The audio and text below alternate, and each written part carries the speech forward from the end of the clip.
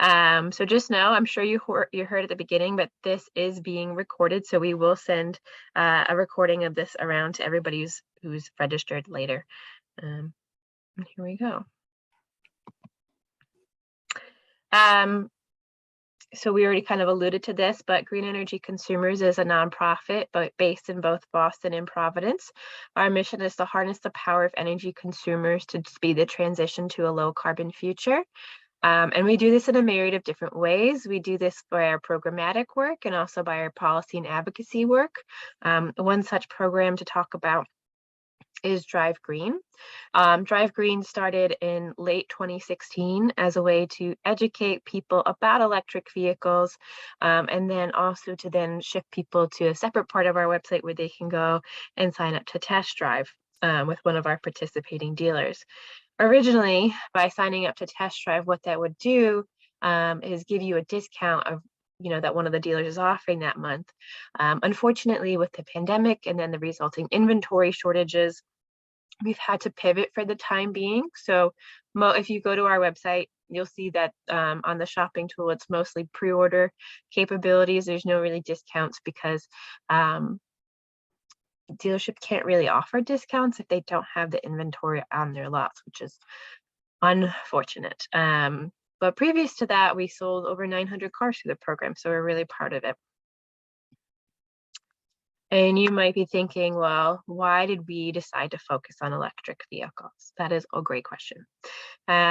We decided because transportation is one of the leading contributors of CO2 emissions. So for example, one gas-powered car emits the equivalent of 381 grams of CO2 emissions per mile in New England. As you can imagine, that's pretty steep. Now, if you go onto a plug-in hybrid, that's a vehicle with a electric range, but then a gas backup. That brings it down to about 176 grams of CO2 emissions per mile. And then if you have a battery electric vehicle, which is also referred to as a BEV, that is about 96 grams of CO2 emissions per mile. And this is a shameless plug, so don't mind me. My executive director makes me do this. But if you have a battery electric vehicle running on green powered, which is one of our programs, you can essentially have no emissions. And I'm not going to go into that, but if you want to check it out on our website, you can. So just to bring this point home, you can see as of 2017 in Massachusetts, transportation accounted for 42% of greenhouse gas emissions, and in Rhode Island it was 36%. So those are pretty big numbers that we'd like to bring down. Electric vehicles are also important to us because cars are a public health hazard, or can be a public health hazard. If you have an electric vehicle, you have no or less tailpipe emissions. So you have no particulate matter that's coming out of that tailpipe that's being emitted around town, or especially in like concentrated metropolitan areas. It's just better all around because that can lead to like respiratory issues, health issues in the future. They are also cleaner if you take electricity generation into account. So a lot of folks will say, well, the grid is actually really dirty and there's lots of fossil fuels on there. And while that is somewhat true, the grid is getting cleaner and cleaner every year. Both Massachusetts and Rhode Island have things called renewable energy standards, which make it so that the grid has to get cleaner and cleaner every year. And the utilities have to make that happen. There's also a lot of programs that run in Massachusetts called community choice aggregation or green municipal aggregation that you may or may not know about. I'm not sure if Harvard's a part of it, but that's something we could talk about in the future. So like we said, climate change itself generally is a public health threat. Electrification could save New England $2.2 billion in avoided health costs by 2050, and that's according to the American Lung Association. So those are things like the respiratory infections and other general respiratory problems like I mentioned before. Electric cars are way more efficient than your traditional gas-powered car. Gas-powered cars convert only about 17 to 21% of the available energy and gasoline into motion. An electric vehicle's efficiency is closer to 60 to 77%. So what does that mean in real life? Well, that's why we have this graph. Excuse me. So you'll see on the right-hand side of the graph, we have just those ICE cars. So that stands for internal combustion engine vehicles. And those are the gas-powered cars. So there's like the Toyota RAV4, for example, that gets, I don't know, a little less than 40 mpg. And then you go to your traditional hybrid that's without a plug, and that gets almost 50. That's pretty good. And then you keep on going, and you see your plug-in hybrids, which are the electric range with gas backup, and that gets way better. And then that's when it starts to be called MPGE, so it's miles per gallon electric. It's just like equivalent. And then you'll see for the electric vehicles, the MPGE can range anywhere from 100 to 140. So definitely it gives you more bang for your buck. And probably one of the more important talking points about electric vehicles right now is they have lower fuel costs associated with them. So many of you who have gas-powered cars, you know that gas prices are through the roof right now, sometimes closing in at like $5, whereas electricity prices are a lot more stable because they're locked in with utilities. So in Massachusetts, it's actually a little bit more expensive than it is in Rhode Island. But generally speaking, if you had an electric vehicle right now, the e-gallon equivalent would be $2.83. So you can see those are massive savings. And just to bring that point home, you'll see at the top, we start with the all electric vehicles, plug-in hybrid electric vehicles, hybrid electric vehicles, and so on and so forth. So as you start, you don't have to pay that much for fuel costs, with all electric vehicles being anywhere from $500 to $850. And then by the time you get to gasoline vehicles, that's anywhere from a little over $1,000 to almost $5,000 in fuel costs per year. It's pretty steep. EVs cut maintenance and repair costs in half. We've been saying this for years. So about 2 years ago, when Consumer Reports came out with their electric vehicle ownership costs, I'm fighting a cold. When they came up with this guide, we were so psyched because it just said all of the things and backed up all the things we've been saying for a long time.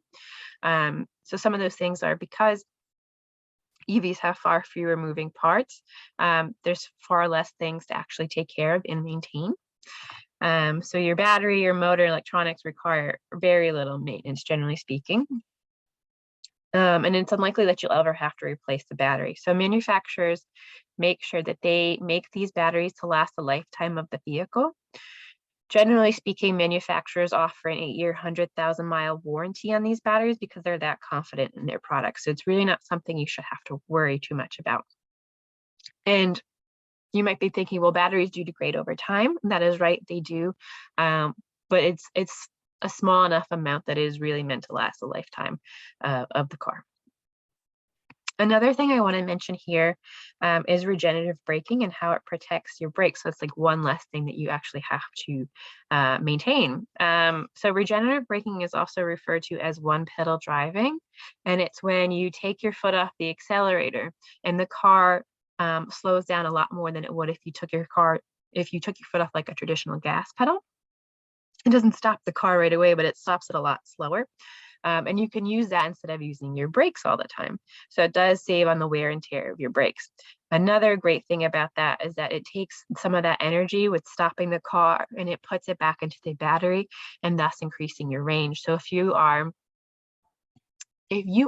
going on going a lot down hills, so if you're going on a trip and you're doing a lot of downhills, it'll be great on the way there for your range. On the way back, you won't get as much, but it'll be great on the way there.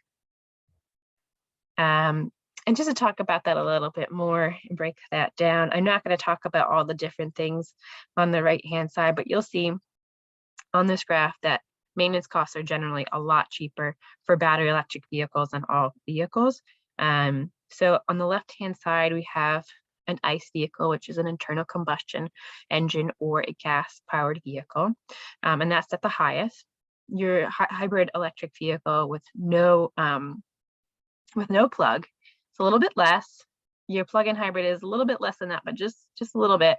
And then there's a huge difference between a battery electric vehicle and an ICE vehicle, because you don't have things like transmission service, spark plugs, oxygen center, timing belt. You have none of those like reddish pinky things, and not a lot of the purple ones either.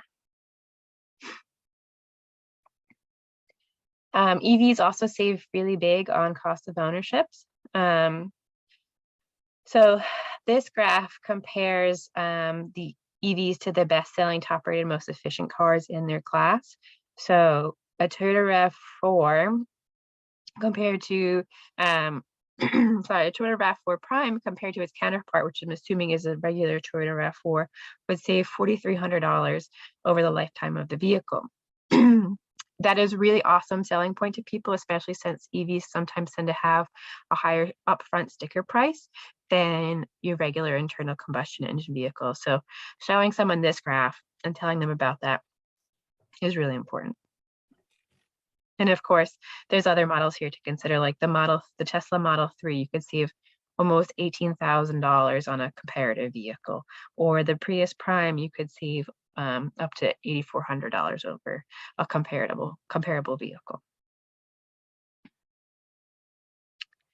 Plus, they are super fun to drive. I don't know if any of you have driven an EV before, but I like the speed and the instant torque, because it's super fun to be able to like zip in and out, which is not always the most energy efficient, but it is fun to me. So I will stop here just to see if there are any questions.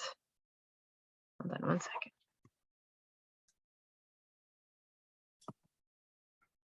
I have a quick question. Yeah. What about cost of the charging panel in your garage? We are going to get there. Okay. That is in the latter half of the presentation, I promise. And then if you still have questions, we'll talk about it. Okay. Are you going to talk about range, battery range? Yes, that's my next topic. I still can't see you, so verbally tell me if you have questions. Okay. I think I'm still sharing my screen, so we're good to go. I'm going to move on to the next section.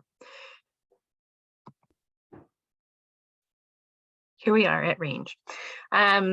So we like to say that range anxiety is a thing of the past. And we say that for a few different reasons.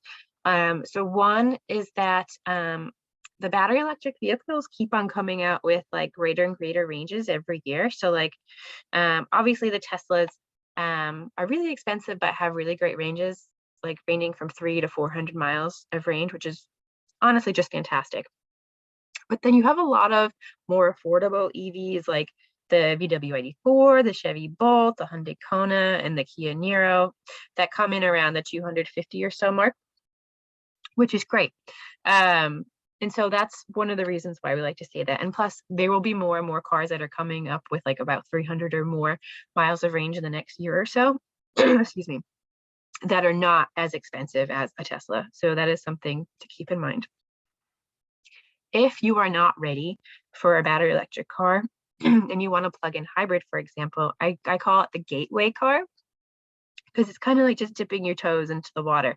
So you'll have that electric range to your normal day-to-day routines. Some of these cars have anywhere from like 20 to like 40 or so miles of range, and then the gas backup. So you can still do all your stuff, get used to the EV world. And then you can still drive electric, basically. So there's that. And then infrastructure is getting better and better every year. And so there's obviously the big infrastructure bill that got passed in Congress. So we're waiting for the funds to be distributed, and that's going to be going into a lot of charging stations, a lot of public charging stations in Massachusetts, Rhode Island, and really all over the country. And then a lot of utilities, I know Eversource and National Grid have their own separate money that they're going to be putting aside for charging stations, because charging stations are important to them too, because it's another avenue for them to potentially make money down the road. I don't know all the finer details of what's happening with the utilities at the moment, but if it's something you're interested in, I can get those details to you.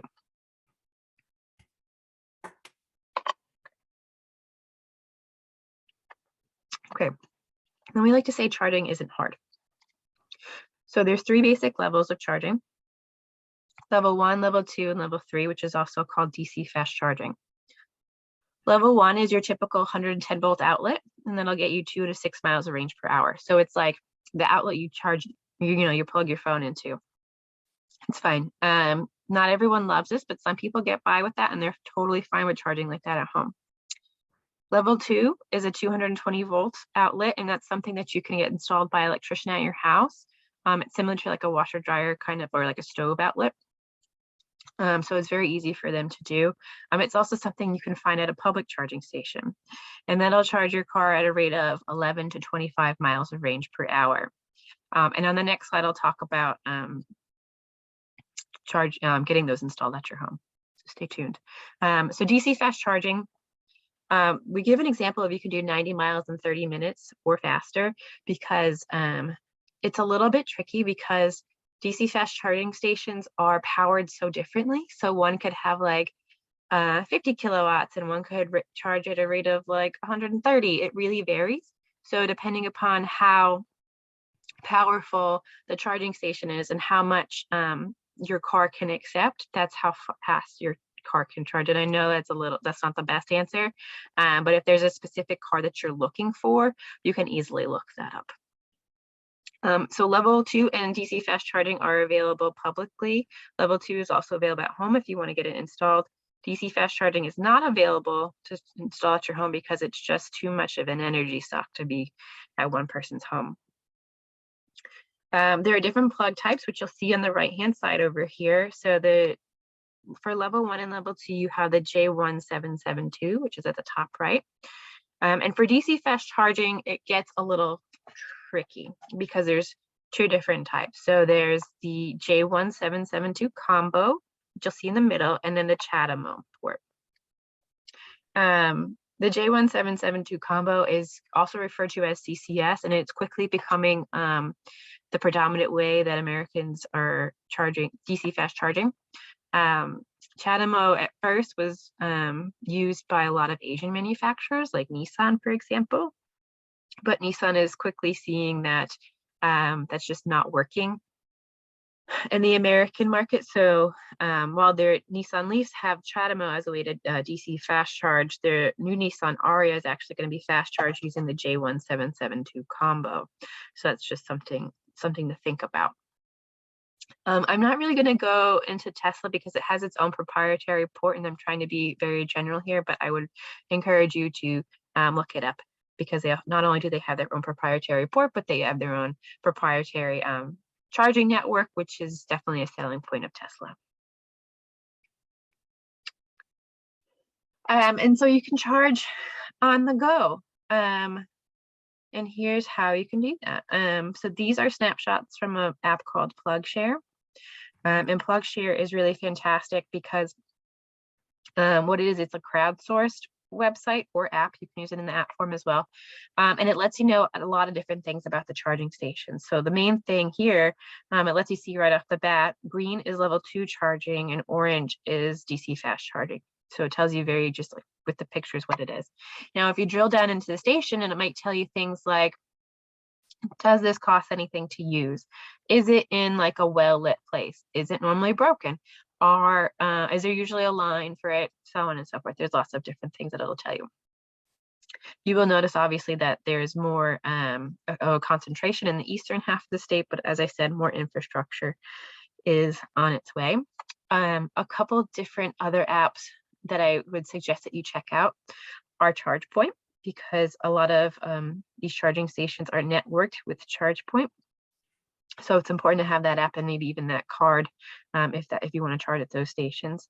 And then if you're going on road trips, I suggest a better route planner. We have a lot of interactions with our EV ambassadors, who are our EV owners who volunteer with us, and they said a better route planner is the best way to plan any road trip. And then here's what Southeast Mass and the Cape look like. And because I'm from Rhode Island, I keep Rhode Island in all my presentations.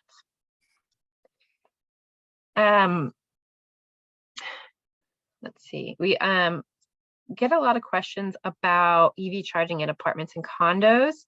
And so one of my coworkers made this guide that helps you helps tenants to then give to their property managers to say, like, this is how this would benefit you as a property manager and or the property owner in the long run. So I would definitely encourage people to look that up if they're in that situation. Oops, okay.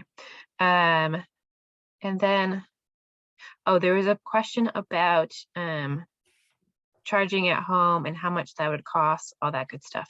So for installing a level 2 charger at your home, what I would suggest you do is, if you don't already have a mechanic that you like, go on Angie's List, because they even have a selection for just like the to install the EVSE infrastructure at your house. It shouldn't cost you a lot of money. Between the unit itself and the labor, it should cost you around $1,000 at most. But that's, you know, barring any unforeseen issues electrical issues that you might have. There used to be a federal tax credit for that, but it expired at the end of last year. I hope that answers your question about installing it at home. If not, speak now. Okay.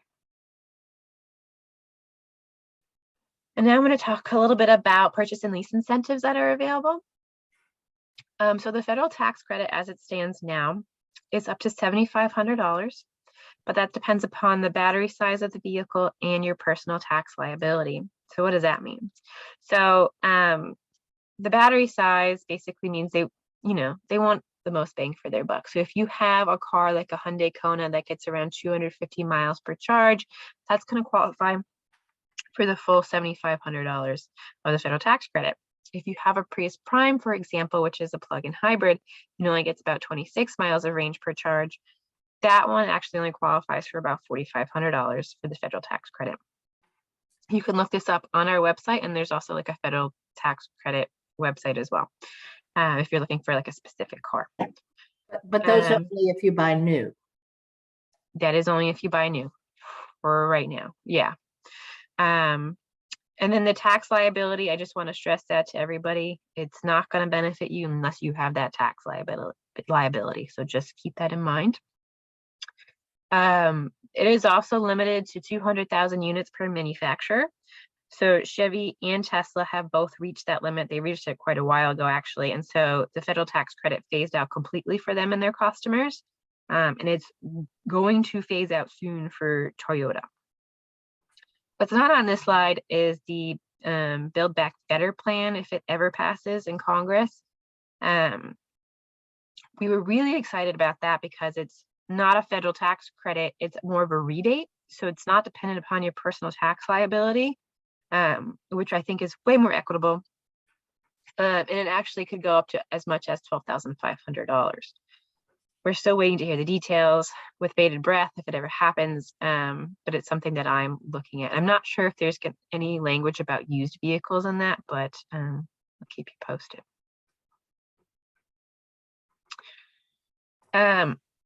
In Massachusetts, you have something called the State More EV rebate. That is for $2,500 for a battery electric vehicle and $1,500 for a plug-in hybrid. The plug-in hybrid, however, must have 25 miles of range or more in order to qualify. And for both types of vehicles, the purchase price has to be below $50,000. One other thing to know about this More EV rebate is you need to apply for the rebate on their website within 3 months of purchase. So that is, actually it goes for leases as well, but you have to apply on their website. Another thing that I forgot about the federal tax credit is that some dealers will roll the federal tax incentive into the price of the lease. Not all dealers do, but some dealers will do that, and that could be something that would lower the price of the car if you swing your lease into that specific car's favor. My next thing I was going to do is show you the website, but before I do that, I'll pause for questions.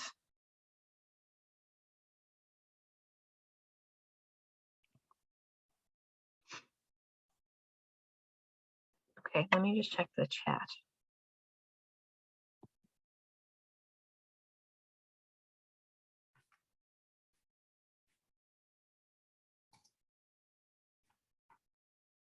Okay, Ellen kindly pointed out that you have a CCA and 86% of residents get their electricity through this program. It is 100% WinRec, so you all are ahead of the game. Then I have another question. Does fast charging reduce the lifespan of your EV batteries? If so, how much does it decrease the lifespan? So it can. One second. It can, but not so much that you should not use it on the occasion. So like if you're using it every day, I think that would be probably very bad for your battery. But if you're using it sparingly, like as you need it, if you're going on long trips or whatever, it's really not that bad. As far as how much it decreases the life, I can't answer that question with certainty because it would depend upon the individual car and how often you do it. So I can't give you a defined answer, but yes, it can reduce the lifespan of your battery. Is it better to buy new? Is it a better battery? It's not necessarily better to buy new. So in normal times, when used cars aren't so crazy expensive, it is great to buy used because a lot of people who get EVs are just so excited about the technology that it keeps getting better and better every year that they actually lease. So there's a lot of cars that are coming off these like 3-year leases that have 30,000 miles or less on them. So it's really great.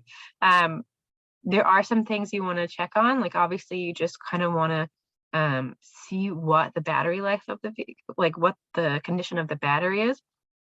We do have a section on our website that's all about buying a used car, a used EV, in which I would really encourage you to check out.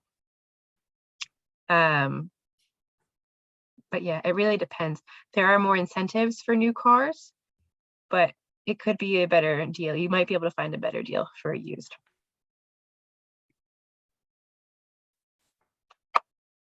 Anybody else?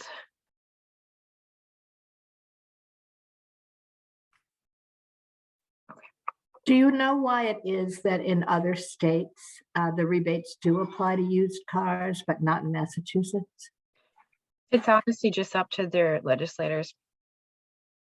Like if you go to California, they have amazing incentives for EVs, both new and used, but it's up to each individual state.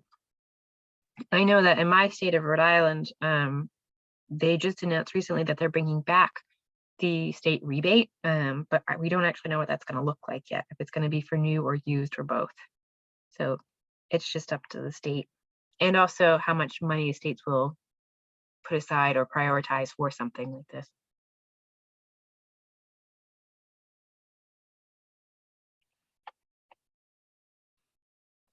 Anybody else?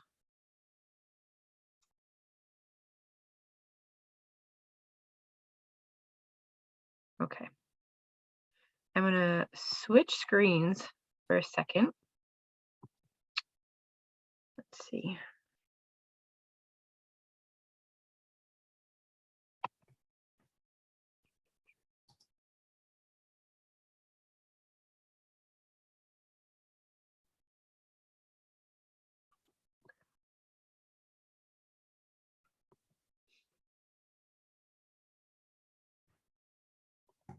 Okay, this is the screen I wanted you all to see. Okay, so this is what our website looks like. It's greenenergyconsumers.org/thrivegreen. And so when you come here, we want you to choose one of these 3 buttons. So generally speaking, if you're new to EVs or just new to us, we'd want you to go to learn more. So we do introduction to EVs, which is kind of like what we're doing now. We talk about charging and driving, environment and health benefits, costs and rebates associated with EVs. And then this section is actually really brand new, our pre-owned EVs and why they're great and what to look for and battery health and all that. And I'll leave those questions here. So if you have any specific questions about battery health and EVs, I would definitely suggest you read this. My colleague who was an engineer wrote this, and she's much better at explaining the techie aspects of things than I am. Okay, so generally speaking, the idea is once you go here, you learn all the things you want to know. You come to the find new or used and go to our electric car shopping tool. So right here, when you get here, you'll be asked if you want new or pre-owned. We'll just start with pre-owned. And so the pre-owned portal is a bit different from our new portal. On the left-hand side, you'll see you can filter by a lot of different things, including whether it's battery electric or plug-in hybrid, the style of the vehicle, the electric range, and so on and so forth. Originally, we had started a program similar to our new program where we had like specific used EVs for offer, but we ran that program for 2 or 3 years and we had maybe one sale through the program. And so we switched to this recently, and it just kind of helps you compare all the different types of vehicles you might be interested, and then it narrows that down to like the different model years and you know what the low price is for that range, or what the high price is, so on and so forth. We group certain model years because they're very similar, and the reason that we pull different model years out is if like the range of the vehicle change or something that's very significant changed about the vehicle. So for example, the 2014 to 2017 BMW i3 is different from the 2019 to 2020 because it went from 81 miles for charge to 126. So that's that part of the portal, of the tool. And if you go to new, you can filter by a lot of the same things.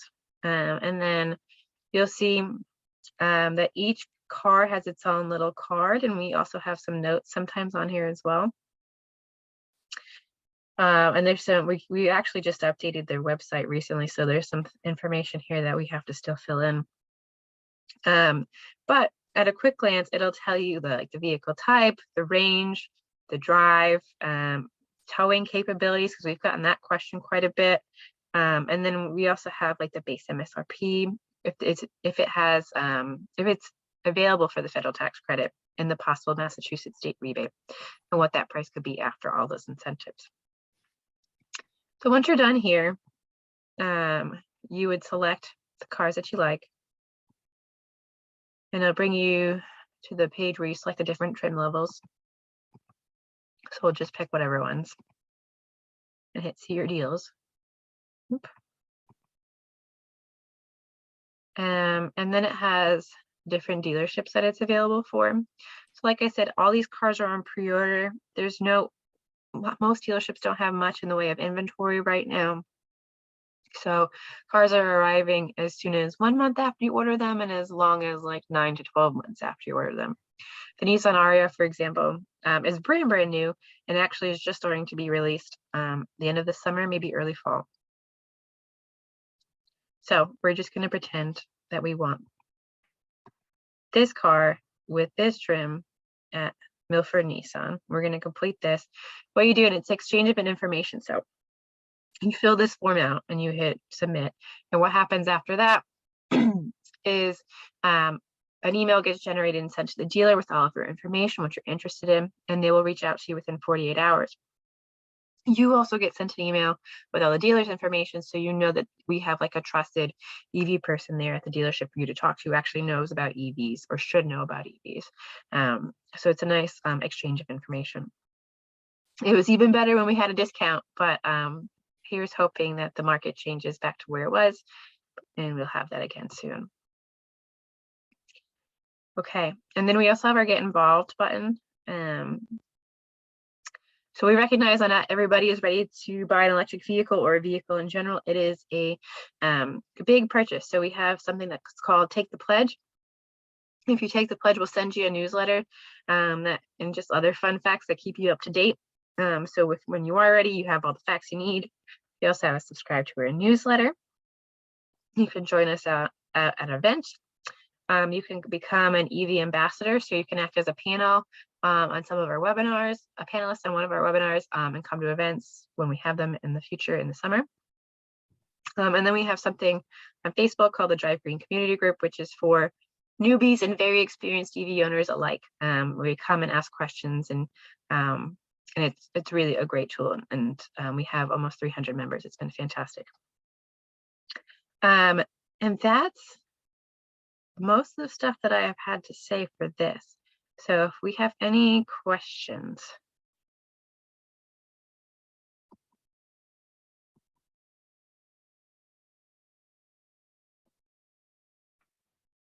I think there's one in the chat, Devin. Okay, so electric cars depreciate faster than ICE.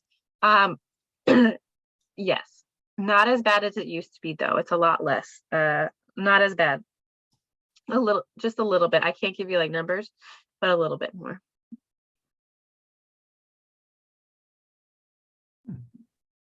Also, Gary, I remember at the beginning of this, you said that you're trying to convince folks on the benefits of EVs and trying to gather information. If you want, we have these things called EV chats where people who own EVs come and act as panelists, and literally it's kind of like this right now without a presentation where you just ask questions of EV owners. So if you have skeptics, you can send them to one of those. Okay, I'll keep that in mind. Thanks. Actually, it looks like your website is going to be a big help to me. Yeah. Oh, great. We have a Prius plug-in, and since I'm working from home, I can charge it on my 110 current in my garage easily, and I can do almost everything on my battery. I've had it since August, and I've gotten gas 3 times. Wow, that's amazing.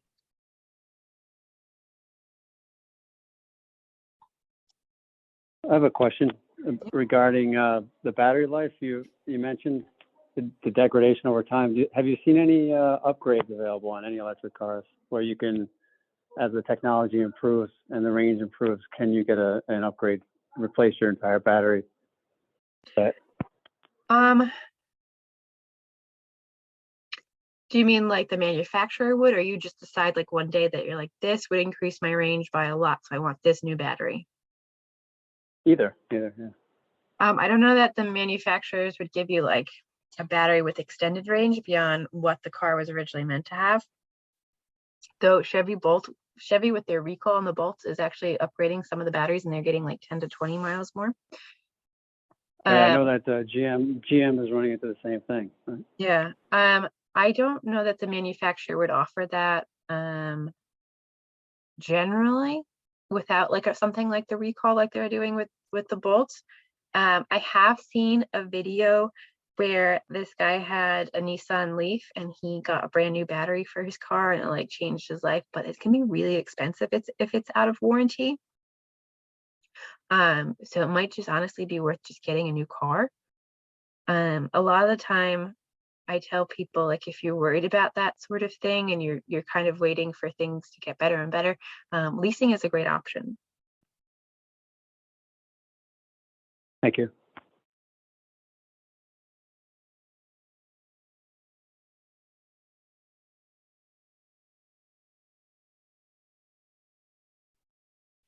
So I would say too, at our event at the end of April, I think we have quite a few of the models that you talked about, and some of the houses that will be on the tours have different models as well, and also they can show you probably in their garages what they've done as far as upgrading the electric or not. So I think that might be helpful for people who want to talk to owners about their cars. I also know people, excuse me, who don't even charge at home. Not because they can't, it's just because they, like this one person I know, he charges at a free charging station near his house. And he's just like, I'm not going to charge at home. I can charge for free. So he gets his fuel costs completely for free. So that's also a really cool benefit. So Ellen, in case you want to cause, the charging stations at the Littleton 495 commuter rail station. 3 out of 4 of them have been out of order since October, when I went back to work 1 day a week. And I've called Markey, Eldridge, Senna, the Globe. The Globe actually responded, so they may do something about it. But it's clear that Massachusetts has not prioritized this enough. Good for telling me, Debbie. We can put in a plug with a few of them too and ask what's going on. Yep. Yes, and that would be a call to anybody interested to lean on their representatives to try to influence them, to let them know that you care and are concerned about this. Yeah, for sure. They may also be at our events at the end of April. We've invited both of them. So if you see them there, attack them. See what you can get out of them.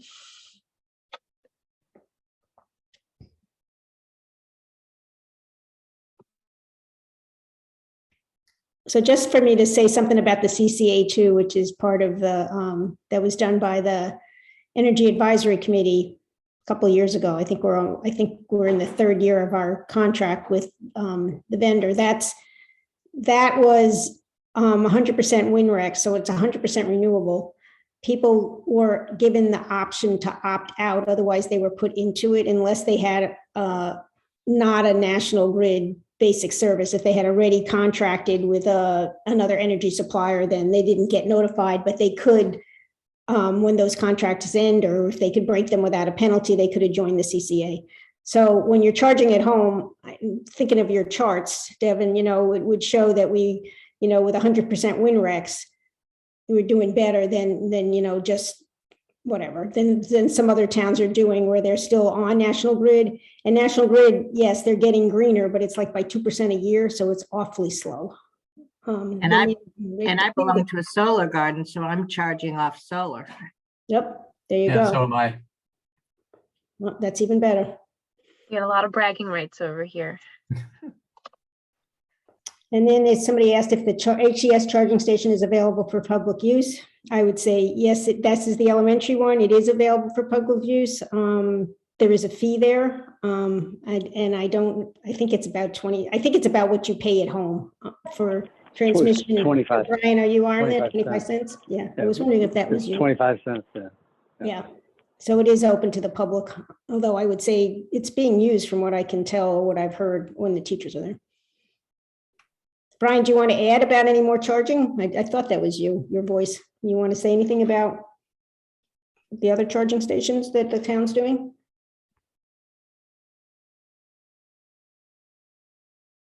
Did we lose Brian?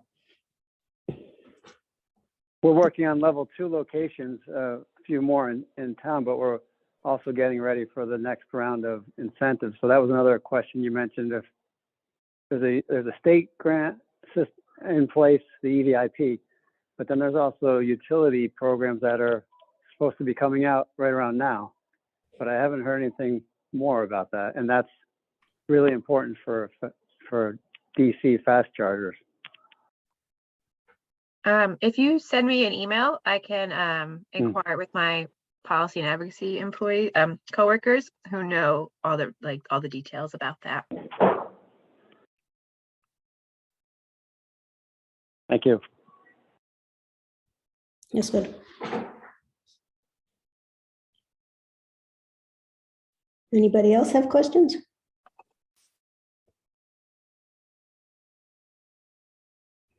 Doesn't look like it, Devin. Well, you were all fantastic, and I appreciate all the questions that you did ask. Thank That's you very good. So much, Devin. Thank you very much, Devin, and get well soon. Yeah. Sorry, I hoped I hide it. I was trying to hide it.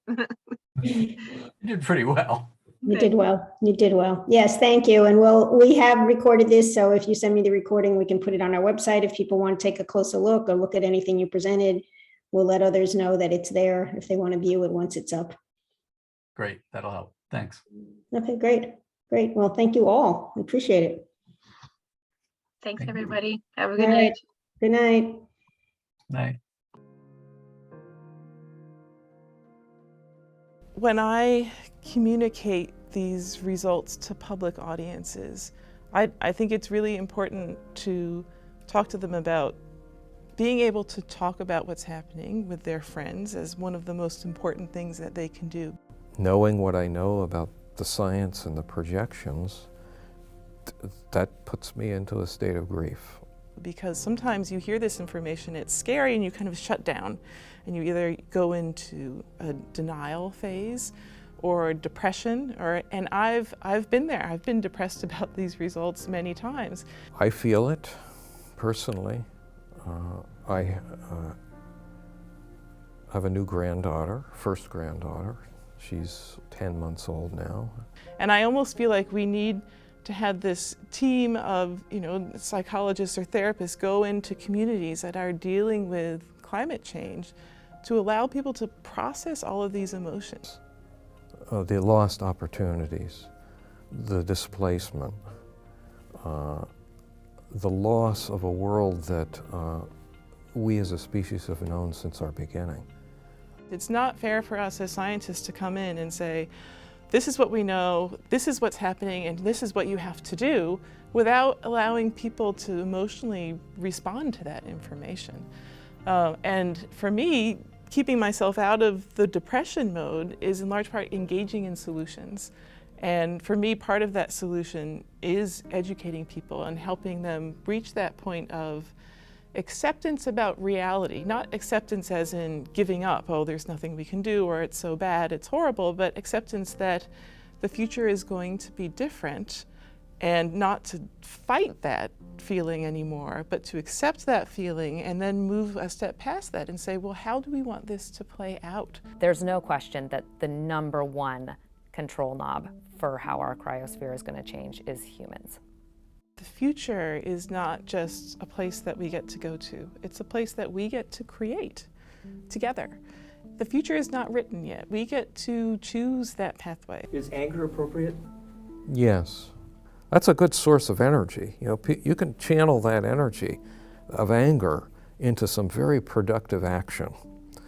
But it's productive only after you've reflected on the anger and where it's coming from and where it's directed. We are nowhere near a point where we should put our heads in the sand or throw up our hands and feel that there's not something we can do. Absolutely, there are many things we can do, and indeed, what we do will be the primary determinant of what things look like in the future.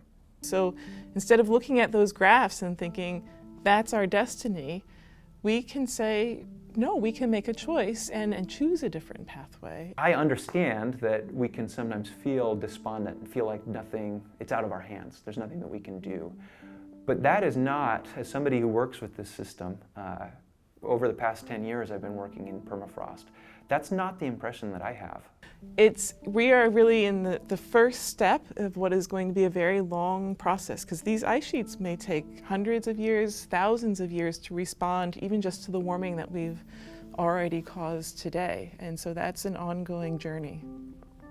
So I really do see a sea change, lots of people from all kinds of different backgrounds getting engaged, realizing that we are causing the problem. That's not reason to despair. That's reason to take hope, because that means we can be the solution, right? If it was something else causing climate change, we wouldn't have anything that we could do about it.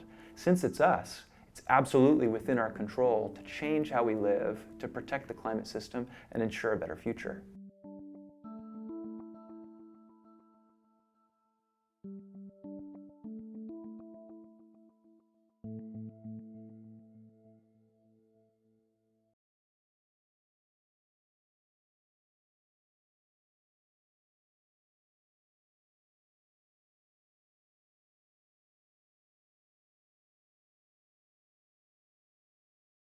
All right, and we will get started now. Thank you so much for joining today. My name is Kai Salem. I am the Policy Coordinator at Green Energy Consumers Alliance, and I'm going to be talking to you all today about Shave the Peak, which is a special favorite program of mine at Green Energy Consumers because I helped develop it about 5 years now, before it was acquired by Green Energy Consumers Alliance, and I've managed it ever since. So I've gotten to see this program grow And thank you so much for joining. We're going to talk today all about how it works, what peaks are, and what we can do to expand peak shaving on the level of policy and collective change. So I'm just going to share my screen without further ado, and we will get started.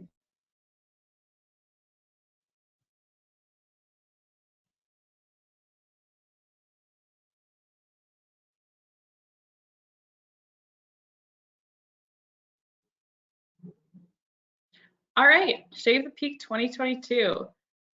So as always with our webinars, I'll just give a quick reminder that you are all muted, but if you have any problems or questions throughout the presentation, please do not hesitate to type something in the chat or in the question box. I'll do my best to get around to everything. We will have time for Q&A at the end. We are going to get into the technicalities of peaks today, so do not hesitate to ask any questions about the electric grid, renewable energy, and energy efficiency programs and more. It would be great to get lots of good questions in the chat. First, I'll talk a little bit about green energy consumers. We are a nonprofit founded in 1982. That means that it is our 40-year anniversary this year. This winter, I think in December, there's going to be a big celebration of 40 years in Massachusetts. We just had our Rhode Island celebration of 20 years in Rhode Island and 40 years in Massachusetts. We'll be doing the same thing in the fall winter time for our Massachusetts members. We help our members access clean energy programs. We also advocate for policy that helps speed the transition to a low carbon future. I work a lot on Rhode Island policy, so I'm going to just note for everyone, tomorrow there's a vote in the Rhode Island House of Representatives to make Rhode Island the first state to reach 100% renewable electricity. If this vote goes through tomorrow in the Rhode Island House, then Rhode Island will be 100% renewable by 2033. This is the last of 4 necessary votes. So if you live in Rhode Island, please reach out to your state rep and ask them to vote yes. This is really now or never for this history-making piece of legislation. That's all I'll say about that. But again, if you have questions, feel free to reach out to me. And now back to peak shaving. Shave the Peak is our program that is all about greening the grid. Just some basics about our electric grid here in Massachusetts and Rhode Island. All of the New England states share a grid. It is managed by a central authority called ISO New England. ISO New England is a really weird structure. It's this nonprofit that is in part governed by the state governments, but the entity that it really reports to is the Federal Energy Regulatory Commission at the national level. Most electric grids throughout the country are governed by some type of regional transmission organization, or ISO stands for Independent System Operator. It is this entity that oversees the balance of supply and demand. This is really important because for the electric grid to work properly, and I'm not an engineer, so I don't really know what happens if it doesn't work properly, but for the electric grid to work properly, there always has to be the same amount of electric supply going onto the grid as is coming off the grid, as is demanded by consumers. This is really complicated because just think about how many people are turning on and off electricity all the time throughout New England. And it's getting more complicated as our grid gets more modern, because now we have sudden flows of solar coming onto the grid as clouds move around. There's just more sources of electric generation and more sources of electric demand with electrification. And it's all up to ISO New England at the end of the day, and also in part up to the utility companies to make sure things are reliable and keep moving, and everyone has access to electricity. And of course, the added challenge is that we are trying to decarbonize our grid as fast as possible, and we need to push ISO New England, our utility companies, and our state governments. Everyone has to be on board to decarbonize our electric grid as fast as possible. So now we'll dive into peak energy. On really hot summer days or on really cold winter days, we have events called peaks. And these are the days in the year when, for a few hours in the afternoon, electric demand spikes. Electric usage is way, way higher than normal.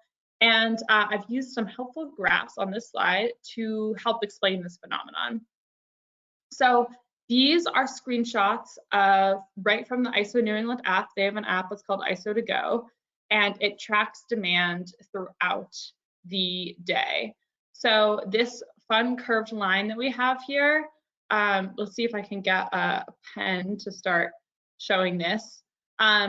The curved line starts at midnight, and this is how much electricity is being demanded in New England at midnight on June 17th, 2021. These are from last year. On June 17th on 2021, I think this was kind of a sunny day, but it wasn't too hot, so people weren't turning on their air conditioning. There was no heat being used. I don't remember if it was a Saturday or Sunday, but if it was a weekend, then demand will also be lower. We know that it was a sunny day because in the middle of the day, we get this big dip in demand.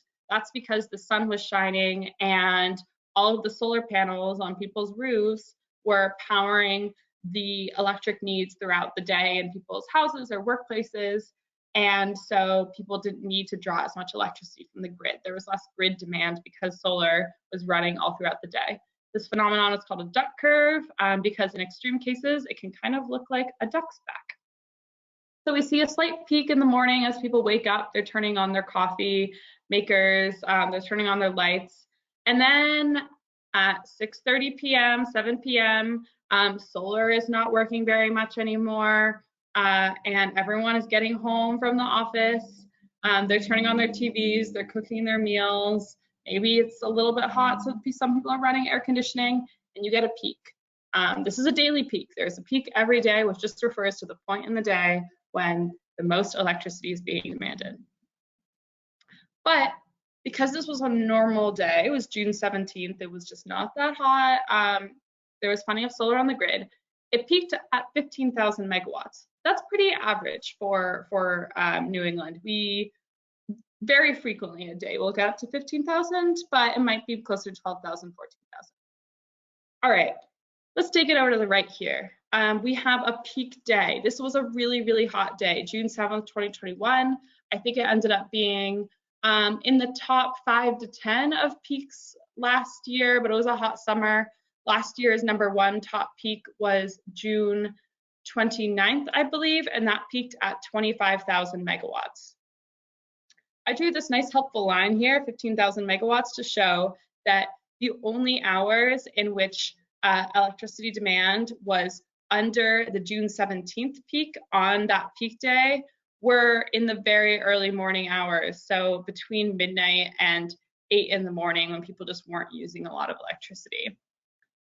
And because the day was hot and it was not as sunny, people turned on their electricity, they were cranking their electricity, and the peak got up to 20, I guess the real peak, that's the orange line, got up to 22,600 megawatts. I will say, I took these screenshots last year before there had been any real peaks. We typically wouldn't describe something as a true peak day unless it was over 23,500 megawatts, which this clearly isn't. There were a lot of peaks that were a lot higher than this, but I think it's a good illustrative example for how much higher electricity usage is on a peak day versus a normal day. So that is kind of what electric demand tends to look like on a normal day versus a peak day. And let's get off of this pen tool. Why does this happen? There's one really single driver for why peak days occur, and that is air conditioning. Air conditioning, if you have AC in your house, you know how much that bumps up your electric bill in the summer months. Air conditioning is kind of the biggest source of electricity. It's not a very efficient use of electricity. And when you turn it on a really hot day, everyone else is turning it on too. And that just drives up electricity demand up to twice as much a normal day. Peak days also have a big impact on prices. There's a few different reasons for this, and I'll describe a few of them.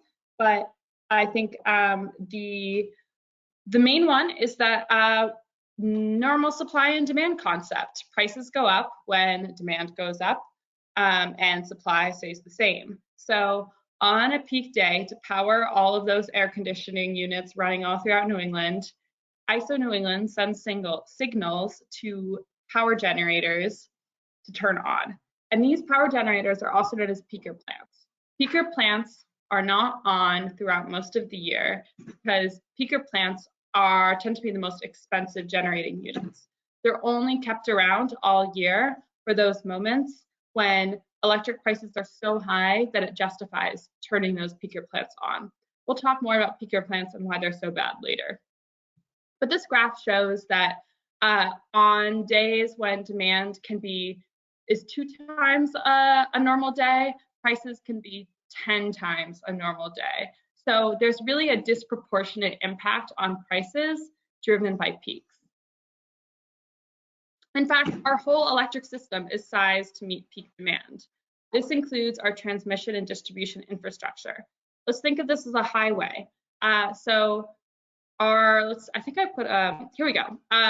For those of you who are not familiar with how the electric grid works, we have power plants that generate electricity. We'll talk about peaker plants later again. And transmission and distribution refers to the poles and wires that get the electricity from the power plants to your home, to your business, wherever you're using electricity. Transmission and distribution have to be big enough to carry all of that electricity on a peak day. It doesn't have to be only big enough on an average day. And that means that, like a highway during rush hour, we kind of end up sizing our entire electric grid to handle those peaks. Back to this graph. This graph shows that yellow bar is showing how in a sample year, this is back in 2014, this is from a report from 2017. The data is not that new, but it's demonstrating how it's just a couple of days per year that demand is especially high, that our energy system is sized to meet. This is a really big impact on the prices that we actually see on our electric bills, because if you look at your electric bill, you'll notice that the distribution charge is actually the biggest charge on your electric bill. We think about electrons as being the biggest part of our electric bill, but we actually spend more money on distribution than we do on the electrons themselves, the supply. And so to cut costs on our electric bills, it's really helpful to keep the cost of distribution and transmission down, which we can do by reducing that peak. Again, from that 2017 report, Massachusetts reported that the top 10% of peaks, the top 10% of load hours, drive 40% of system costs. So that is the top 10% that is 4 times as expensive, and then the top 1% is 8 times as expensive. This is a huge thing that is driving costs for ratepayers. Now we're going to talk about the other big problem with peak demand, and that is emissions. And at Green Energy Consumers, we're really all about trying to fight the climate crisis and reduce emissions in line with our climate goals. That's why we, as climate advocates, are so concerned about peak and spend so much time thinking about how to address this issue. This is an out-of-date graph that I should update, but it does show the fuel mix on September 7th, 2017. Again, this is kind of a normal day. It's not a peak day. You can also see from the curve, again, we don't have a duct curve here. You'll remember that in that June graph I showed you earlier, there was a big dip in the middle of the day. There's no duct curve here. There's 2 reasons why that might be. First, this is from 2017 when we had a lot less solar in the region. But second, it could just be a cloudy day, so the solar isn't producing that much. You'll see that most of our generation comes from natural gas on this day, but there's also a substantial amount from nuclear, hydro, renewables. There was a little bit of coal on the grid on Tuesday, September 7th, but that probably would be less likely to happen now because coal really has been largely phased out in New England and is reserved for peak winter days and peak summer days. Although with some nuclear power plant retirements, we're seeing more coal. With the expense of fossil fuels, we're seeing more coal. So some complicated other issues going on with respect to whether or not we use coal here in New England. So the point here is that overall there is less there's less fuel being used to power the grid on a normal day. We also have a bigger part of that fuel is from nuclear, renewable, solar, wind, hydro, and relatively cleaner power. Now we're going to show a peak day. Oh, here's, I guess, an important point. We're talking about peaker plants. Peaker plants run on gas and oil, sometimes even kerosene. They're usually the oldest, most expensive, and dirtiest fossil fuel plants on the grid. They are a big driver of local air pollution. They are averaged, I think, in the 40 to 50-year-old range. These are inefficient power plants. They're expensive. If they weren't so expensive to run, they would be kept on way more often. These are dirty power plants. They're fossil fuels, and they're only kept around for these peak days, which is another reason why we're so concerned about peak demand. We want to reduce peak demand so that these dirty, polluting peaker plants can retire, or to show the market that these dirty peaker plants are no longer needed to be kept online. This graph I took from Rosemary Wessel from the Berkshires, so thank you, Rosemary, for putting some of these slides together. And this shows where there are peaker plants across Massachusetts. All of these communities are being polluted by peaker plants on those peak days.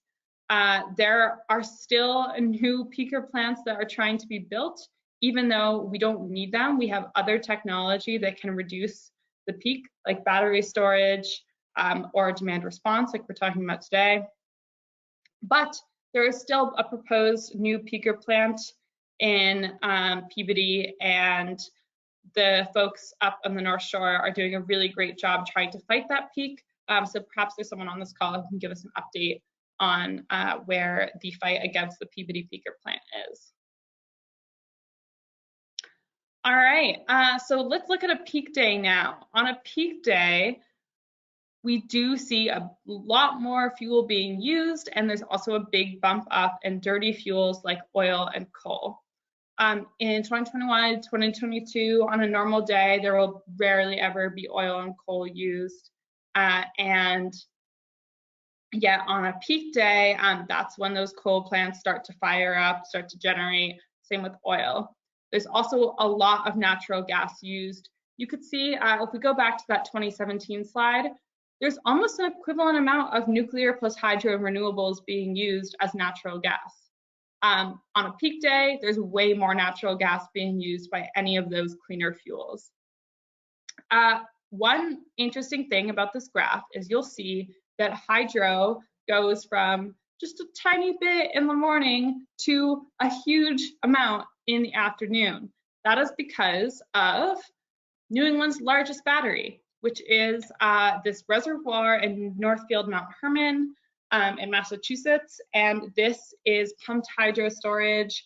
I think this is really cool. Basically, during mornings when there's less electric demand, the pumped hydro facility pumps water up the hill using electricity that is relatively cheaper and cleaner, and then in the afternoon hours of peak demand, it lets the water run back down the hill, which spins a generating turbine, which produces electricity to power the grid through those peak hours in the evening. So this is a clean battery, essentially, because a battery, it stores electricity in a way, it stores potential energy, and then produces electricity during peak hours. So we love this. You can't really make a lot more of these because it's hard to make new hydro sustainable. But this is just a really cool thing we have in New England that you can see the impact of on a peak day.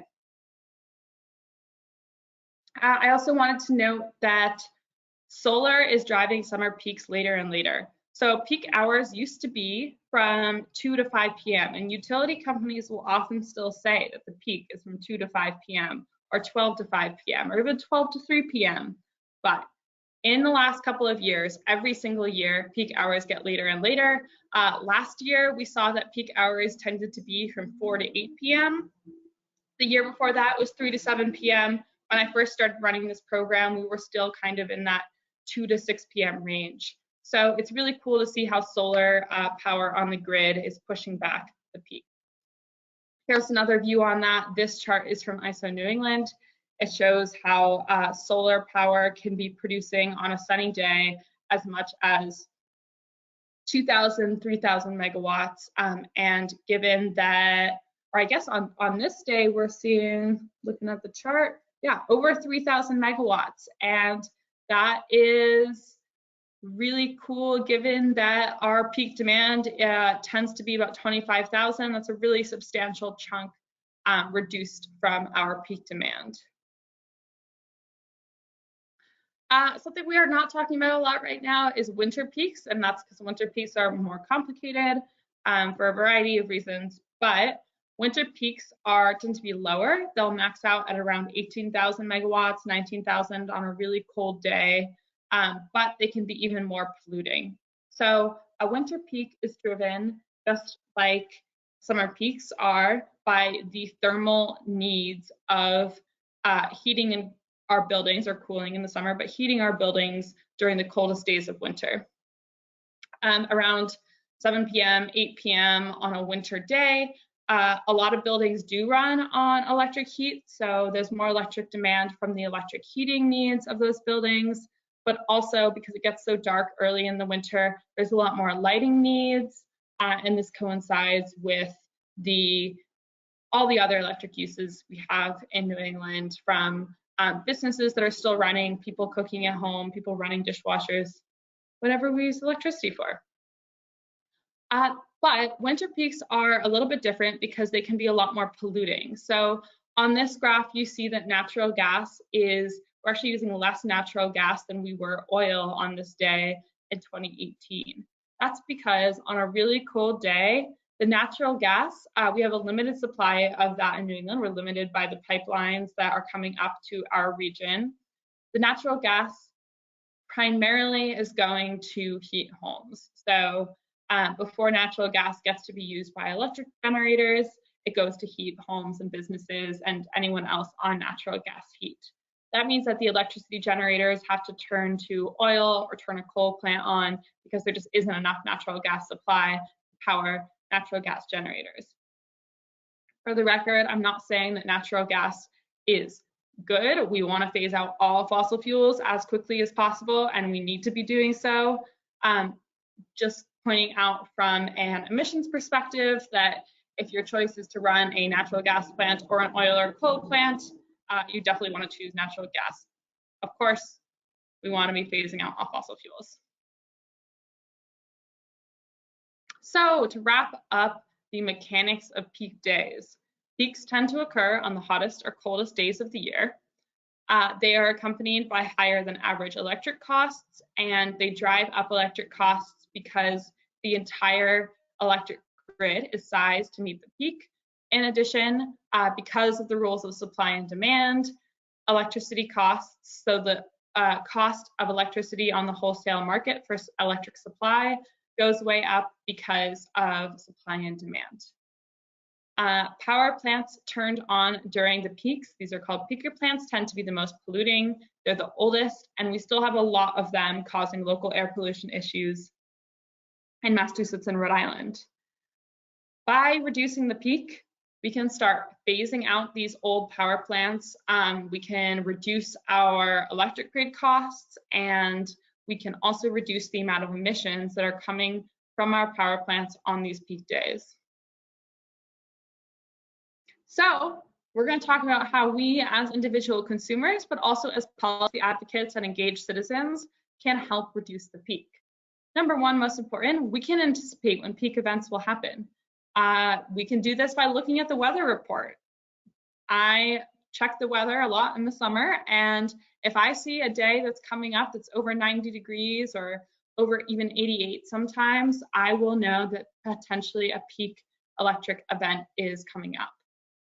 You can also predict it because after a few days of higher than average temperatures, building envelopes heat up, people get really hot, they get tired of being hot all the time, so they start to crank their electricity even more. We can also anticipate peak events by using the ISO New England publicly available data. ISO New England makes their own forecasts for how high the peak is going to be. They forecast up to 7 days out. And those forecasts tend to be pretty accurate. You can access these. This is what I use to call a peak event before I send out alerts. They're at ISO New England's website, or you can use their app, ISO To Go, which I really recommend. When we think a peak event is coming up, there are things that we can do as an individual consumer to try to reduce that peak. This includes conservation. I will run around my house and turn off the lights. I don't have air conditioning personally, but if you do have air conditioning, turning AC or an electric heat pump down or off is the single most impactful thing that you can do to reduce your impact on the peak. We can be more efficient. This helps to reduce our electric usage all year round. If you haven't already taken advantage of the free efficiency programs that are available to everyone, including renters in Massachusetts and Rhode Island, please do so. In Massachusetts, you can check it out on masssave.com, get a free energy audit. In Rhode Island, I think that the energy efficiency programs are in the process of transitioning from National Grid's website to RI Energy's website, but they should still be available on National Grid's website. We can load shift. Because peaks really only happen in that 3 to 8 p.m. window, we can charge our electric vehicles in advance of that peak window. You can pre-cool your home and then turn off AC during that peak window, or make sure to run your laundry machines or your dishwashers the next day when it's not a peak. There's also some technology that's available to help you shave the peak even more. Timed EV charging. I think they make it really obvious how to time your EV charging if you have a Tesla, but I drove a Chevy Volt for a long time where it's not obvious at all. But you can make it happen by digging around in the manual, and there should be some tutorials online. There's timed AC units, and we'll talk a little bit about how you can be involved in a Connected Solutions Smart Thermostat program in either Massachusetts or Rhode Island, where they will actually pay you to let them control your thermostat during peak events and help shave the peak that way. None of this is new. We kind of already talked about this, but by helping to peak shave, especially at scale, like just 2 or 3 people doing this doesn't make a difference. But if we get a lot of people in New England doing this, we can see an impact on the grid. There's cost savings. We're reducing pollutants from fossil fuel plants. We're moving towards a lower carbon grid. And this number 4 point, I think, is really important. And this is really why we do the peak shaving program. And we're actually going to get into this because of some upcoming events in Massachusetts that are going to make education of energy consumers especially important. We can help you do this. If you haven't already signed up for Shave the Peak, please do so. You can sign up at greenenergyconsumers.org/shavethepeak. You can sign up for either email alerts or text alerts. And the text alerts look like this screenshot right here. I'm the one who sends them usually. I'll let you know when, the day before, usually a peak day is coming up. Make sure to plan to shave the peak. The peak will be in this window. Sometimes the window changes depending on weather patterns or other things. So that is really the best way to get an update on when a peak day is coming up. We have leveraged this program extensively in our advocacy for policy and technology to support peak shaving. By running this program successfully and having so many of our members be engaged in peak shaving, we are showing policymakers that energy consumers are ready to peak shave, they know how to do it, and they want other tools to do it even better. And that is having a big impact, which we'll talk about in a couple of slides. But first, I mentioned Connected Solutions earlier. You can enroll a battery or a smart thermostat if you happen to have one in the program, and the utility company will call upon that device during peak events. Usually, if you have a battery, you won't even notice what the utility company is doing. They're discharging the battery into the grid during that peak event. And if you have a thermostat, you probably also won't notice too much because they will change the thermostat So they'll turn up the thermostat temperature a couple of degrees, not too much of a noticeable amount during that peak event to reduce the burden of cooling on the grid. And you get paid for that. We love to see that. If you don't have a smart thermostat, but you want one, they also have incentives to reduce the cost of a smart thermostat. They're very cool. You can control them from your phone. I don't have one, but I wish I did. Similarly, with battery storage, I believe you can get incentives to enroll in battery storage. That's especially good if you have solar because it also gives you backup during outages. So we really do, to get to wider scale peak shaving, we need better policy, we need better technology. The single piece of technology that could enable peak shaving at a scale that makes a difference is smart meters. And we have been advocating for smart meters in Massachusetts and Rhode Island for a long time. They've been talking about smart meters in Massachusetts since 2010 almost, at least 10 years, and we still don't have them. However, that is looking set to change in the near future in both states. Smart meters have become the norm throughout the country. Most jurisdictions have smart meters, but for some reason, the Massachusetts BPU has been really hesitant, so we're really behind. What a smart meter does is it measures your electricity usage, not just once a month, but on a 15-minute basis, or sometimes shorter, depends on the technology, depends on the policy. By measuring electric usage at short intervals on that 15-minute basis, you can actually get charged for your electric rates and also get data on your electric usage throughout the month.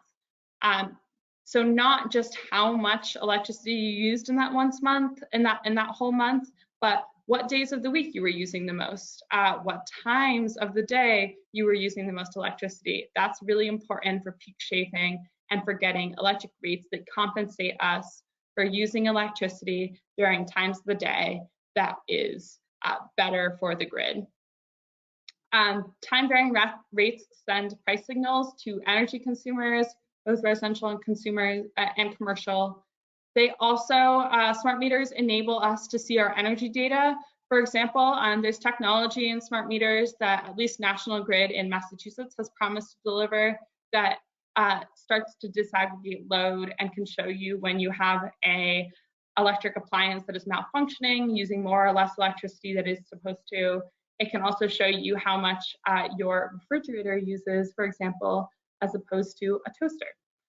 So that is really exciting to see. There will be a customer data portal that the smart meter uploads to, where you can see a ton of new data about your electric usage throughout the month.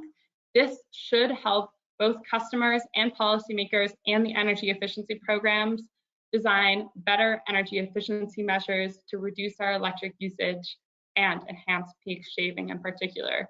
I am obviously a huge energy nerd and a data nerd when it comes to energy, so I'm so excited about the prospect of having all of this data at my fingertips. Green Energy Consumers also advocates for the incentivizing other peak shaving technology, like smart thermostats, battery storage, or EV chargers that have built-in peak shaving technology. So in Rhode Island, we're advocating for this through the development of the 2023 Energy Efficiency Plan. This is one place, the Energy Efficiency Plan is where the budget is set for connected solutions and for some of these incentives. We also really had taken big strides towards getting smart meters rolled out in Rhode Island back in 2018, when the utility company, National Grid at the time, agreed to submit a smart meter plan to our regulators, the Public Utilities Commission. They filed that plan in early 2021, so a year and a half ago. And then that was totally put on hold when National Grid decided to sell their Rhode Island electric and gas businesses to the Pennsylvania-based company PPL.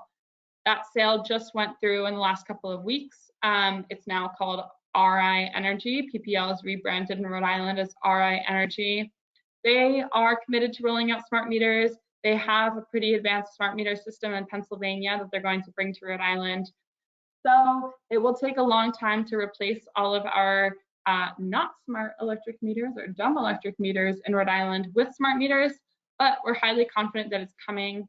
And it's great timing because most of our dumb electric meters are actually due for replacement.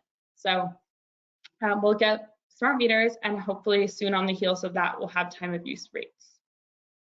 Smart meters are also coming to Massachusetts. Massachusetts is a little bit further ahead in the process because they didn't just go through this big electric utility transaction. Since last summer, Green Energy Consumers has been intervening before the Department of Public Utilities, which is the electric regulator in Massachusetts. And that docket, that entire smart meter planning process was kicked off by an order from the Department of Public Utilities that the utility companies had to create plans to roll out smart meters and develop time of use rates, and that they have to do it. So we've really been talking for the last year or so about what those plans will look like, but the rollout of smart meters is not in question. It does look like it's going to be coming to Massachusetts. Again, Massachusetts meters are due for replacement across the Commonwealth, so it's great timing. That public process is almost coming to an end. Green Energy Consumers has been closely involved. Throughout the process, we have been advocating for a faster rollout of AMI than AMI stands for Advanced Metering Infrastructure. It's the same thing as smart meters. We've been advocating for a faster rollout of smart meters. We've also been advocating for smart meters that have the baseline technological capability to handle all of the peak shaving strategies that we want to be able to leverage. We've been advocating for data to be publicly available and certainly available to municipal aggregations to enable time of use rates at the municipal aggregation level as well. And finally, we've been asking the utility companies to start sending out educational peak alerts this summer. Because once we get smart meters, there's going to be a huge amount of customer education done before we're ready to roll out time of use rates. The utility companies want to wait until the smart meter is installed to start that education process, and then they want to wait until after the education has been done to roll out time of use rates. We know from our Shape the Peak program that consumers understand how this works. They understand how to peak shave, and they're ready to peak shave. And so we don't need to wait for many, many years to be ready to implement time of use rates in Massachusetts. And in fact, the utility companies can be working now to do that customer education. And one way that we think that they can do that is by rolling out peak alerts in the style of Shape the Peak starting this summer. Peak alerts are a great way to educate consumers on when peak days happen, why they happen, and what they can do to reduce the peak. This is going to translate directly into responding to price signals in the form of time of use or time varying rates. So all of that said, I just talked for a long time. We're going to move into question and answer, but I wanted to highlight a couple of resources and action items for you all. First, our blog is a great resource, as is our website overall. We post policy updates on our blog. Right now, I believe the top blog on blog.greenenergyconsumers.org/blog is a blog about that 100% renewable electricity action in Rhode Island. So if you live in Rhode Island, please check that out. You can also support our work by donating at greenenergyconsumers.org/donate. Our advocacy program and most of the work that I do, actually, I think all of the work that I do is run on individual donations as well as foundation grants. So we rely on philanthropy, whether individual or otherwise, to make this work happen. I also encourage you all to attend an upcoming event on Thursday that we're partnering with Mothers Out Front in Massachusetts to talk even more about peak shaving, what you can do to help, how you can expand shaving with peak beyond your immediate circle, and how you can write in to your utility company to ask them to implement peak shaving alerts as soon as possible. The link to sign up for that is on our events page. So to summarize this slide, check out our website because we have so much good information. I guess the most important other thing that I haven't mentioned is hopefully you all have already signed up for Shave the Peak. But if you haven't, I'm just going to type the link to sign up for Shave the Peak in our chat. You get the option when you click sign up through our website to sign up for email alerts, text alerts, to change the email that you receive alerts at, I believe, and more. Please share this link widely, because the more people who are doing this Shave the Peak work, the better, the more of an impact we can have. And hopefully soon we can expand our impact by being involved with time of use rates and smart meters. All right, so now we do have about 15 minutes for Q&A, so please type your questions into the chat. I see a couple of questions already, so I will start going through those now.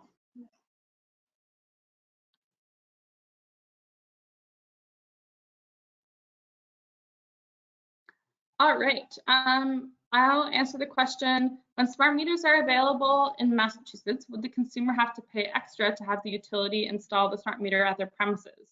No, definitely not. So throughout this process, the Massachusetts DPU, the utility companies, and the stakeholders have recognized that smart meters bring benefits to all Massachusetts electric consumers. They bring benefits to the utility company, and they bring a lot of benefits because they're helping us meet our Massachusetts climate goals. So absolutely not, consumers will not have to pay extra to have the utility install the smart meter. It will be the default, it will be rolled out statewide. There actually might be the opposite, where customers will have the option to opt out of having a smart meter, but because having a dumb meter means that that utility customer is no longer contributing to all of these grid services, like identifying outages or being part of time of use rates. If you opt out to have a dumb meter, you may be charged a fee for that.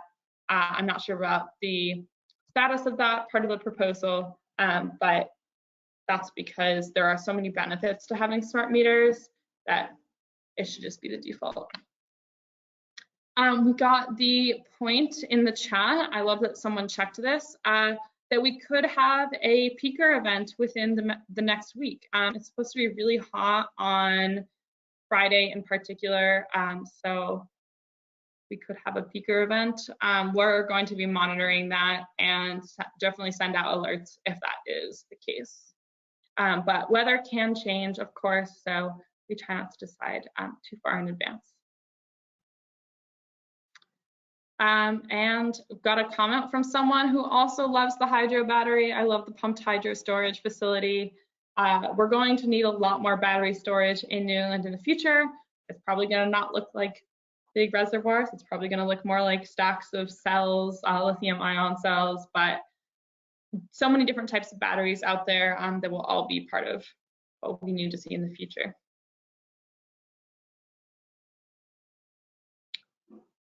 All right, any other questions?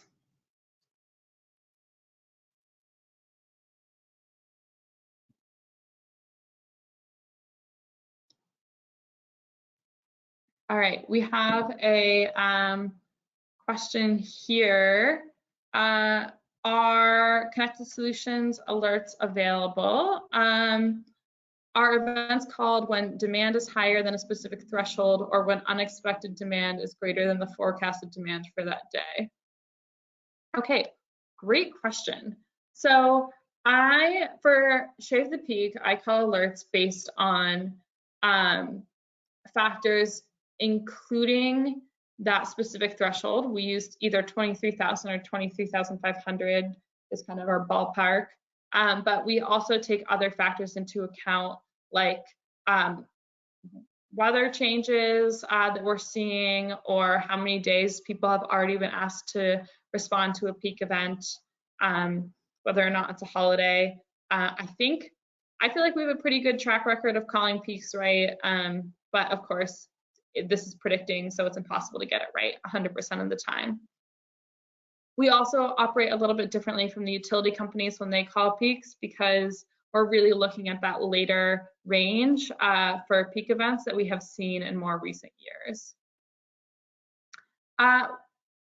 Michael has a great point that oftentimes what drives costs, at least in the real-time electric market, is when demand is higher than what was predicted, because that unpredicted demand can drive big spikes in electric costs. But of course, because it's unpredicted, we really don't have a way to alert people to that. We're kind of watching that in real time as it happens, just like electric consumers are, just like the electric generators are. I wish we had a better way to predict or know more than everyone else does, but unfortunately we do not. And Kevin comments that there's some other great storage options, including pumped hydro. I mentioned earlier that pumped hydro, we really can't build much more hydropower in New England because it's unsustainable to create new hydropower. It can be really damaging to local environments. However, we can use that same concept of bringing something really heavy up high, storing potential energy by putting something really heavy up high, and then using gravity to produce electricity when that really heavy up high thing becomes a heavy down low thing. And there's a company called Energy Vault that is experimenting with using concrete blocks instead of water and using cranes to stack concrete blocks up high during low demand times, and then using the gravitational energy of those heavy concrete blocks to generate electricity during peak times. I think that's a really cool idea, and I hope to see that used more in the future. Someone says, if a customer has a solar battery bank, can they sell this energy to their utility company whenever? Great question. I'm also, that reminds me that there's something else that I didn't ask about solar, say about solar. A lot of people ask me, I have solar on my rooftop, do I still have to shave the peak? My answer to that is, you of course don't have to shave the peak, like we're not forcing you. And if you're really hot, turn on the AC. Heat can be really deadly. Heat waves are actually the most deadly climate impact that we're seeing. So do not shave the peak at the expense of your health and well-being. That's a side note. The point here is that if you have solar power on your roof and you shave the peak, then that solar power is going to run onto the grid and help shave the peak even more. It's going to power your neighbor's house. It's going to shave the peak. So if you have solar, yes, you can still do something good for the grid by shaving the peak and reducing your energy usage. However, if a customer has a solar battery bank, can they sell this energy to the utility company whenever? No, I think really the only way to monetize that is by being part of this Connected Solutions battery program. That said, if you have solar, you're almost certainly already enrolled in some form of selling your solar energy to the utility company, whether that's net metering or a feed-in tariff program like SMART in Massachusetts. That is, you're already getting paid for your electricity when it goes onto the grid. And I think if your battery is paired with solar, that probably wouldn't change too much. I guess you could decide to discharge your battery onto the grid. I'm not sure if you're able to control a battery like that.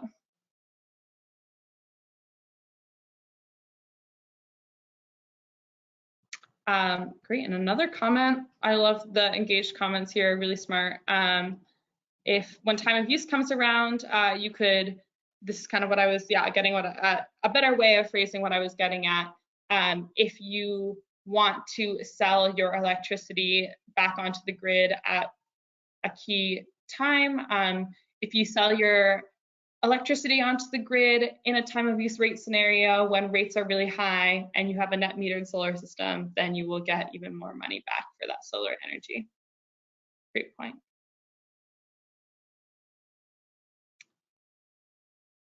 All right, I'm not seeing anything else in the chat or in the questions, so we can end a few minutes early. But as a reminder, please check out our events page, our blog, and sign up for Shave the Peak. Tell everyone you know to sign up for Shave the Peak.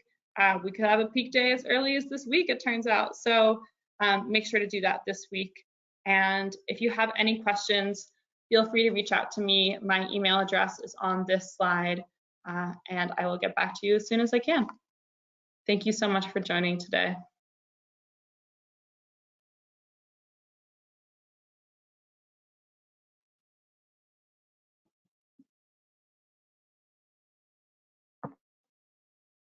The so-called mega drought that is afflicting the American West is the worst in 1,200 years. That's according to a study published yesterday. It has dried up water supplies, threatened ranchers, and fueled wildfires. The West has really been experiencing dry conditions for the vast majority of the last 22 years. Of the last 22, 18 have been drier than average. Just 4 have been wetter than average.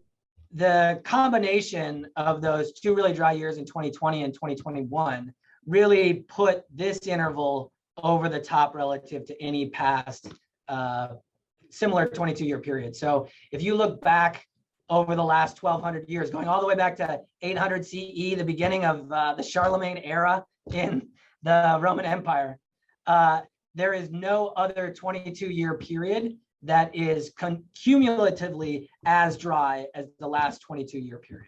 What really stands out for this recent drought, or really ongoing, mega drought in the Western United States, is really its kind of intensity, but its intensity over a very large spatial scale. The reason that these drought anomalies are so widespread is, partially because of climate change. So about 1.6 degrees Fahrenheit up through 2016, starting in 1901. So over that time period, based on the last National Climate Assessment, we've had about a degree, 1.6 degrees of warming in Fahrenheit over this region. And that warming effect just happens to be a very kind of large scale effect that, has really helped drive the kind of exceptional spatial extent of this drought. Even without climate change, the West would be experiencing some degree of moderate drought in the last couple of decades. But on top of those natural precipitation deficits, we've also seen quite a bit of warming that has been driven primarily by anthropogenic climate change. What we have seen more recently is a large temperature component in our droughts. These droughts are becoming more temperature driven. So we looked at this drought from the perspective of soil moisture, and because soil moisture is the pool of water that's available for plants, whether it's natural ecosystems or agriculture and crops. The warmer the atmosphere, the more it sucks moisture out of the land surface, the more it takes moisture from plants and from the soil. Drought is not just a lack of rain. Drought is the difference between water in and water out. Warmer air sucks up more water. And you can kind of think of the soil like a bucket. The soil can fill up, with precipitation, and it empties out because of evaporation. Right? So if any of those things changes, or if both of them change, you're going to change how much water's in your bucket, and you're going to change how bad your drought is. This term we talk about in drought circles is called evaporative demand, and it's how much moisture the air wants to take from the surface. If you think about, soil as like a bank account for water, right? Then you're adding some by your deposits from rainfall, but you're losing more and more and more all the time as a result of this increase in temperature. So unless the rainfall increases to keep up with that increasing evaporation, you have more drought. Climate models do really well projecting temperature change. And so we know that overlaying on this generally drying condition is a inexorable warming that will drive inexorable desiccation of the soil and of the plants that depend on it, whether those are in natural ecosystems or in crops, right? We've estimated that about 42% of the cumulative severity of the soil moisture deficit in the West is tied to human activities. This drought would have been bad. It would have happened if humans didn't exist, but you add humans to the mix and we've made it 42% more severe, which is what really puts it over the top in terms of how it ranks to these earlier mega droughts. The temperature alone is going to drive drying independent of what precip does. In a warming world, the tendency, if rainfall was just equal, right, the tendency would be that everything would dry out. So you actually need more rain just to keep even. We might have a wet month or even a wet year, but it's going to take a sequence of several really wet years to make up for the giant water deficit that's accumulated over the last couple decades. We are on a trend towards increasing aridification in the Southwest and the Mediterranean region and other areas of the globe. It doesn't even make sense to call it a drought when that implies that the drought will at some point end, right? And you'll come back to normal. But the normal that you started with and the normal that you end up in at the beginning and the end of a drought event are actually slightly different because of this background warming and drying trend. Most of the land surface is already way outside of what we previously considered normal. So essentially, yeah, in the Western US, we're already in a mega drought, which is not going to end at any point in the 21st century. And that's just because of climate change.